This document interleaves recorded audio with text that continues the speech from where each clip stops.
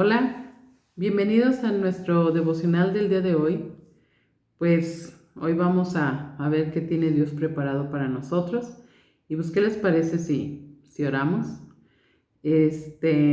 Bendito Padre, en este día te damos gracias porque tú eres nuestro Dios y porque no hay nadie como tú. Gracias por todo lo bueno que tú tienes preparado para nosotros y por la palabra del día de hoy. Yo te agradezco por la manera en cómo tú vas a hablar a nuestra vida y aún vas a ministrar nuestros corazones. Bendícenos en el nombre de Jesús. Amén. Ok, vamos a ver el devocional del día de hoy que está ahí en Lucas 4 del 16 al 30. Y esta es una porción de la Biblia muy interesante que habla acerca de cuando Jesús es rechazado en Nazaret. Y pues vamos a comenzar leyéndolo. Y dice, cuando llegó a Nazaret, la aldea donde creció, fue como de costumbre a la sinagoga el día de descanso y se puso de pie para leer las escrituras. Le dieron el rollo del profeta Isaías.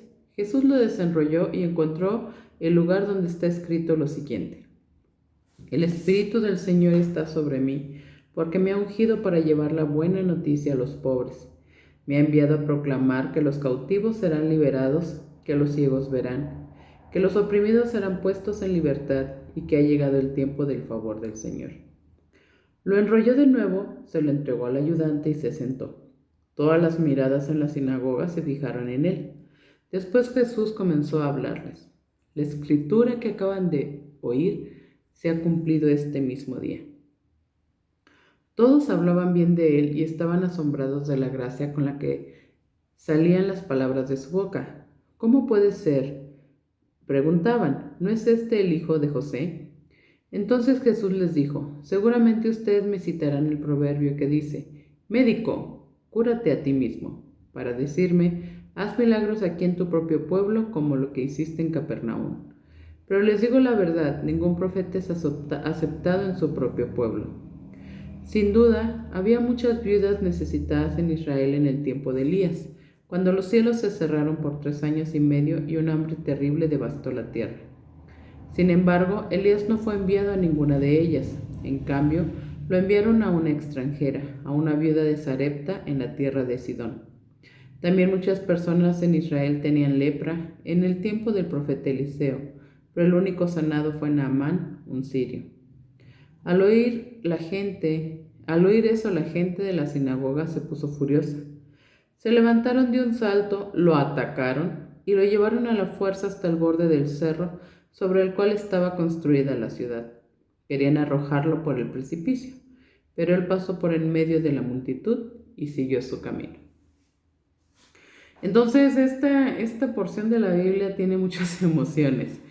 Vamos a comenzar ahí donde dice que él llega a Nazaret.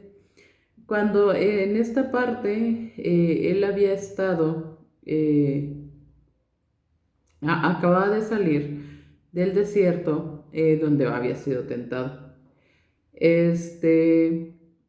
Y empezaba a enseñar en las sinagogas y lo elogiaban porque él era un maestro de la palabra. Entonces dice que cuando llega a Nazaret, donde él creció, a él le dan una porción, uno de los rollos, y es abierto ahí en Isaías, y eso viene en Isaías 1 y 2. Y,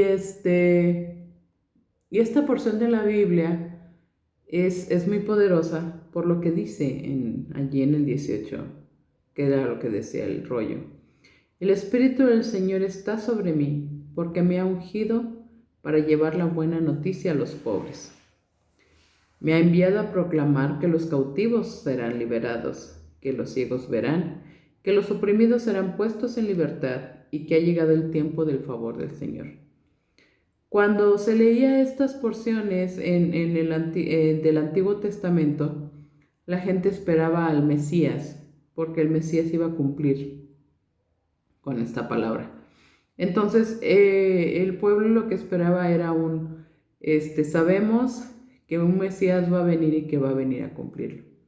Entonces dice que Jesús lo lee, entrega el rollo, se sienta y les dice: esta palabra se está cumpliendo hoy. Y dice que la gente se enoja.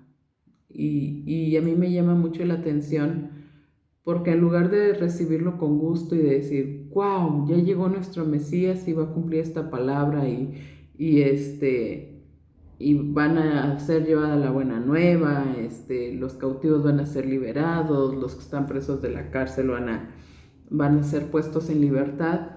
En lugar de tomar esa palabra, dice que se molestaron porque no cumplía el estándar que ellos creían que debía cumplir. Claro que Jesús cumplía con todo, pero su pueblo no le recibió. Entonces, él les empieza a decir que como ellos no le recibían, cómo Dios se iba a ir a los gentiles. Y les da los ejemplos, ¿no?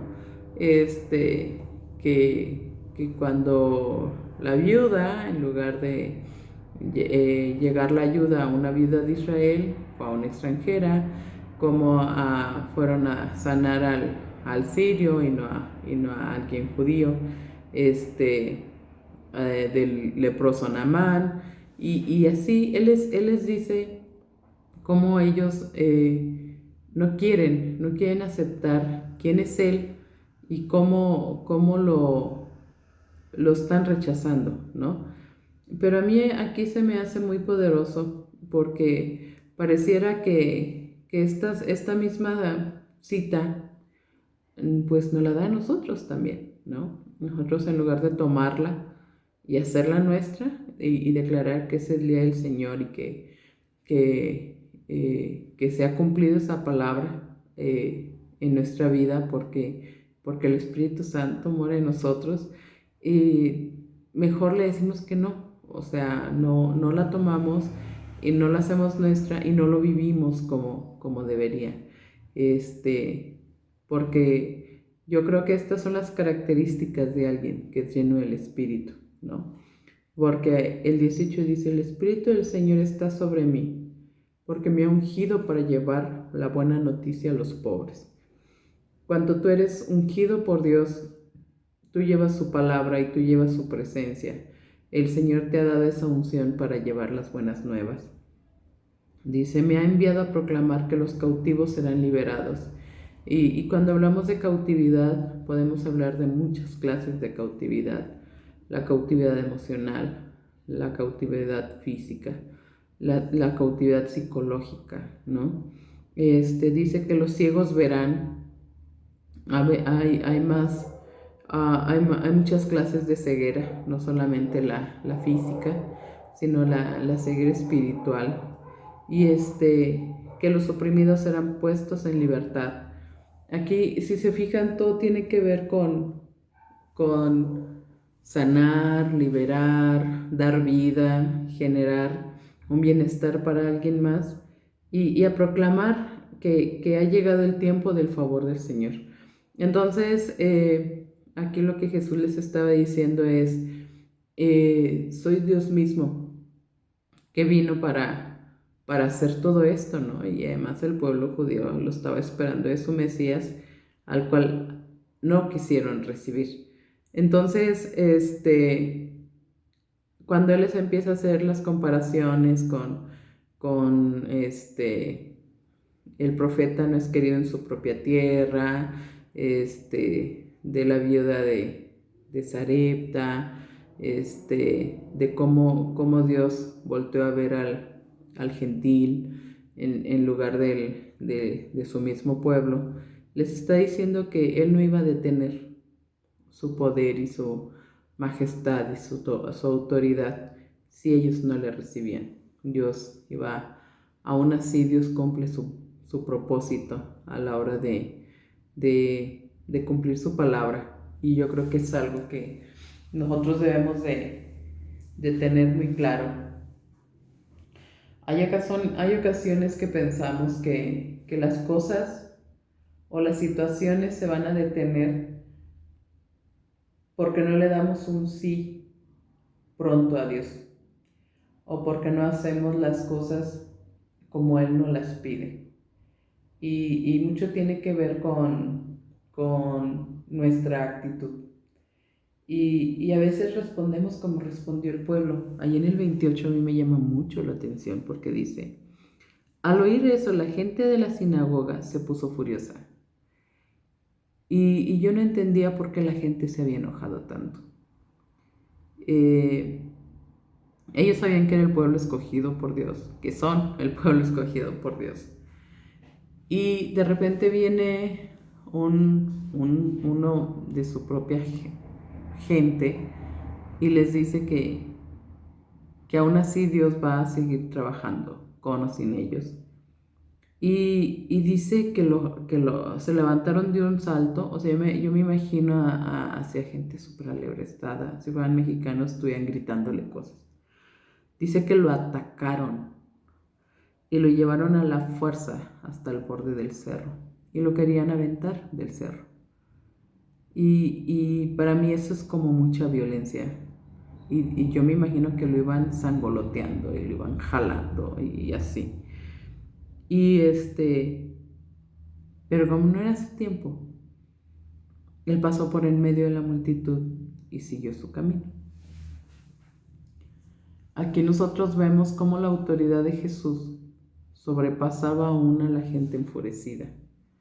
Y no dice que lo detuvieran, ¿me entiendes? Más adelante ya de ahí se fue a Capernaum y así. Pero a lo que yo quiero llegar es cuando alguien te enseña una verdad espiritual, por lo regular te va a causar eso que le causó a la gente. Te va a causar molestia, te va a causar enojo. Hay ocasiones en que Dios nos enseña en su palabra algo que nos incomoda y decimos, esto no. No, yo creo que Dios no se refiere a que haga cambios específicos o cambios radicales. Y nos molestamos. Y a veces queremos despotricar contra Dios. Y sabemos que Él va a cumplir su palabra, independientemente de muchas cosas. Entonces, lo que yo aquí veo es a un Jesús que sale del desierto, sale lleno del Espíritu Santo, sale lleno de autoridad después de esos 40 días. Él a partir de ahí empieza a predicar, predicar, predicar, predicar, predicar. Y después de predicar, predicar, dice que la gente lo admiraba por la autoridad con la que él hablaba, en la manera como enseñaba en las sinagogas. Y cuando él va y se les presenta, porque déjame decirte que esto es al inicio, aún todavía no empieza su ministerio. O sea, aquí apenas aquí apenas va a empezar lo bueno, ¿no? Antes de que empiece su ministerio de lleno. Él va y les dice a su pueblo, yo soy a quien están esperando. Y su pueblo no quiere escuchar. Y ahí vemos, ¿no? Y ya después él ya se va a predicar a Capernaum y tiene una gran popularidad y una gran fama. Y después, ya en su tercer año, pues es cuando regresa de nuevo a Jerusalén para prepararse para su muerte. Entonces, yo creo que nosotros debemos aprender primero a escuchar la voz de Dios, a ser llenos del Espíritu Santo y ejecutar ese poder que Dios nos ha dado por quien es Él y porque nos permite que nosotros seamos. Y ser como Jesús, ¿no? Pedirle a Dios esa gracia, esa sabiduría, tener esa valentía para cumplir su propósito y también estar confiados en que todo lo que Él tiene preparado para nosotros, para nuestros hijos, para nuestra familia, siempre va a ir más allá de lo que nosotros podemos pensar o imaginar. Y aunque a veces pues, volteamos y lo vemos difícil, y pareciera que nos quieren aventar por un precipicio, nosotros estar confiados en que Dios va a cumplir su palabra, su promesa y su propósito. Entonces vamos a orar para que seamos llenos con mayor plenitud del Espíritu Santo, que seamos obedientes y que podamos ejecutar su palabra y que podamos no solamente deslumbrar a las personas, sino que realmente podamos transformar el corazón de la gente. ¿Va? Vamos a orar. Bendito Padre, en este día te damos gracias. Gracias por tu presencia en nuestra vida y por la manera en cómo tú hablas a nuestro corazón. A veces entendemos y a veces no entendemos, Señor, con claridad lo que quieres enseñarnos. Pero lo que sí aprendimos el día de hoy, Señor, es que eres tú hablando a nuestro corazón. Eres tú mostrándonos cuál es la vida que quieres que nosotros llevemos.